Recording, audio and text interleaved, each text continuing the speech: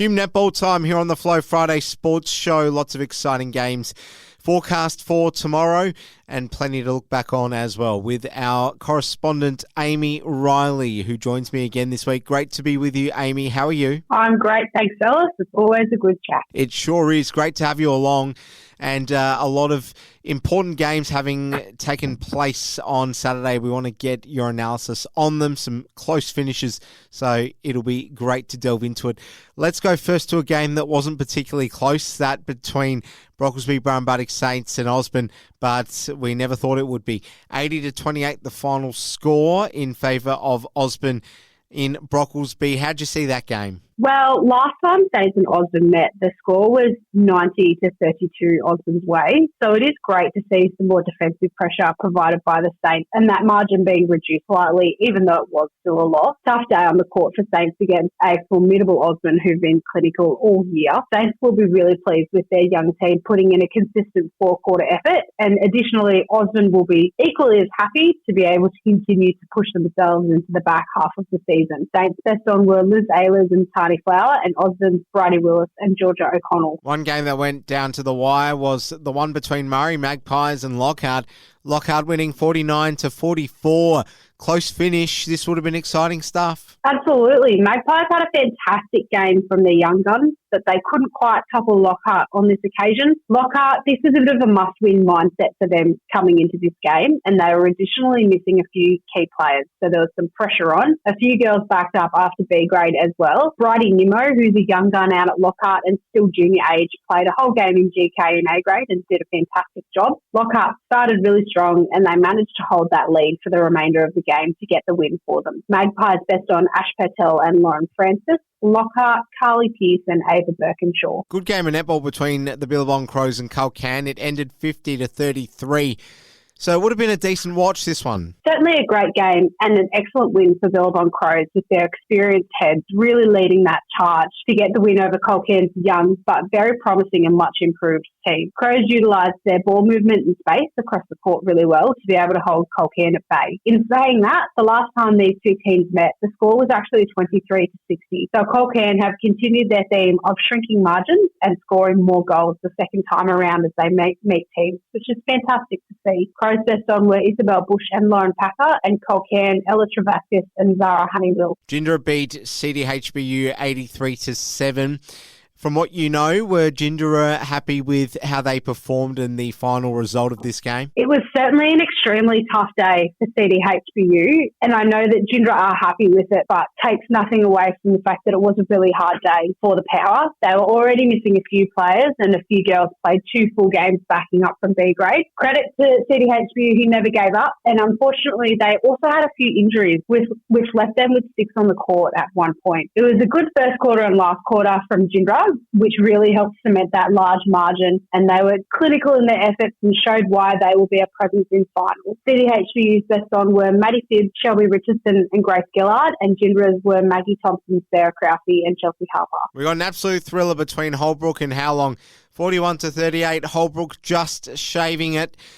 Wow, what a game this one must have been. Certainly, Howlong got the jump initially and Holbrook really held their nerve. Holbrook made some changes at quarter time, which really opened up their court and allowed them to control the game on their terms for the rest of it. Holbrook got ahead by as much as 9 goals and Howlong made that late surge to try and get back into the game, but they couldn't quite get there. I know Howlong are disappointed with their game and they felt that they didn't take the opportunities where they presented themselves, but no doubt they are still well and truly in the premiership hunt. Holbrook's best on were Claire Marriott, Jess Rowe and Ollie Shua, and Howlong's Abby Lischke and Kirby McDonald. And Giants with the upset of the round, I'd have thought, over Henty, 36-32. Massive win for the Giants. It certainly was a massive win for the Giants. It was a low-scoring, a very defensive game where each goal from both teams was really hard fought. Henty were a bit undermanned and they weren't able to find their momentum throughout the game. Once the Giants hit the front halfway through the last quarter, they displayed some really fantastic composure to finish off the game and they limited Henty's opportunities to regain the ball. Great to see between two teams that have had some young players coming up and they're working working through building their next generation. It's fantastic to see both of them be really competitive. Henty's best on was Brigida Singy, their coach and player, leading from the front, and Giants, Erin Hogan and Isabel Kreuzberger, who's another really great young gun who's come up and had a fantastic season. Fantastic. Well, let's look at the ladder. And that was a massive game to drop for Henty because they could have gone into third spot, but they will not do that. And I guess when it comes to the ladder, the most pressing question, Aimee, is going to be who's going to take out that third position. You've got Holbrook, Howlong, Henty, the Giants and Lockhart all in the mix. Who do you think is going to take it out? Because we've only got 2 or 3 rounds left of the home and away season. So you want to secure your spot in the finals as soon as you can and take out that third spot, right? Who do you think it'll go to? Yeah, absolutely. You do want to really make sure that you secure that spot, because when you get to finals, those games that you play with the way that finals is set up, positioning can make a really big difference. And of course, with that 3 to 6, there isn't really much in it at all. As you mentioned, Holbrook, Howlong and Henty all on 40 points, and there's only percentage that separates them. So even, as you mentioned, Giants and Lockhart aren't too far behind. For me, it will come down to which teams have not necessarily the easier run to the end of the season, but the more winnable games. So, for example, we will go through this week's, but then round 17 and round 18, you'll have Henty playing BB Saints. You expect they'll win. Holbrook and Lockhart will be a really great hit out. Howlong will play Colcan, and then going into the 18th round as well, there's some few interesting matchups in there that we'll no doubt discuss later. So making sure that they win those winnable games and shrink their margins in any losing games to as much as possible will be absolutely key to get good positions in finals. Probably paying too much respect to Gindra, but of course there's still a minor premiership race going on as well between Gindra and Osborne, so we'll keep track of that obviously, but does look very unlikely that Gindra are going to drop any points between now and the end of the season.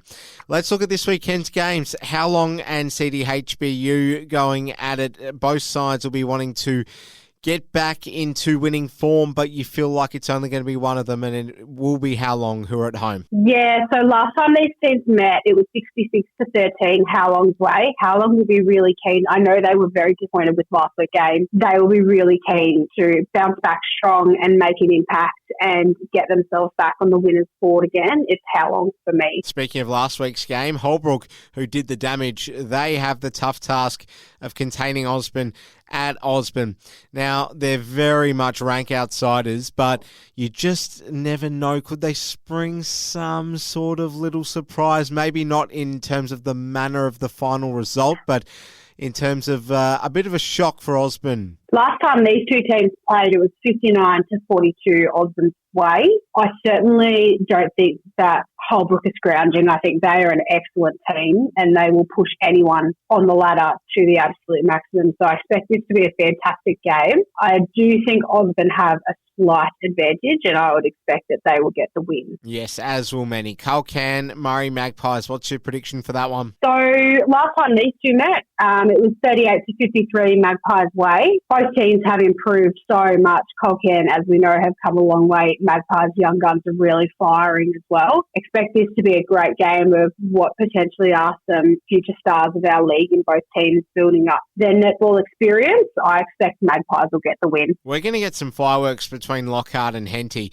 This will be a big game. Henty need to come back and really make sure they win this game if they're going to have any realistic title credentials, you would assume. Absolutely. Lockhart are really intent on keeping themselves in the hunt for finals with one win and a bit of percentage separating them from being inside the top 6. Henty, as we talked about, equal on games with Holbrook and Howlong with the lower percentage. They'll really be wanting to take this one home to keep themselves in with a chance to be in the top 4. Last time they met, it was 35-34 Henty's way, so there was only one goal in it. Both teams had girls away last week, so I'm not sure if they will be back this week. I do expect that Henty maybe has slight advantage at the moment, but I expect this will again be a fantastic game. All right, we've also got Gindra and the Saints going at it. Shouldn't be any issues for Gindra here. Funny you mentioned the talk about minor premiers, because Gindra certainly don't put any weight on minor premierships, and I know any time I've discussed this with their coaches, their main focus is the last game in the season. It doesn't matter who finishes first at the end of the season, it matters who is holding up that premiership trophy. So they're taking every game as a really serious Saints opportunity to work on their skills and work on their team. And BB Saints have had some really good wins this season, and they've had some really tough losses. I do expect that this one will probably be another tough loss for them. It was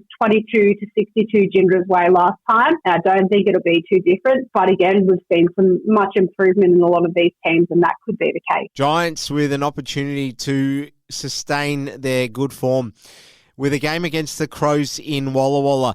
They really need to win this and then really hope that they can back that up between now and the end of the minor rounds if they're going to spring a surprise in finals, you'd think, Aimee? Yes, certainly. I think the way that the last couple of rounds are shaping up and who plays who, it's a very, very slim chance that Crows will make finals, but Giants are really battling hard to stay in that top six, as you mentioned. So this is not too dissimilar to Lockhart, a bit of a must-win game for them. Last time they met, it was 33-26 in Giants' way, an absolutely cracker of a game. I don't expect it to be any different this time. Giants have had a few girls away with injuries that have now come back into the team, and I think they're making a massive difference. So I do expect that Giants will get this win. That is a wrap of Hume Netball for the week that was and the week that will be this weekend. Aimee Riley, great to chat with you. Enjoy the netball tomorrow, and we'll speak to you again real soon. Thanks so much, Alice. Look forward to catching up.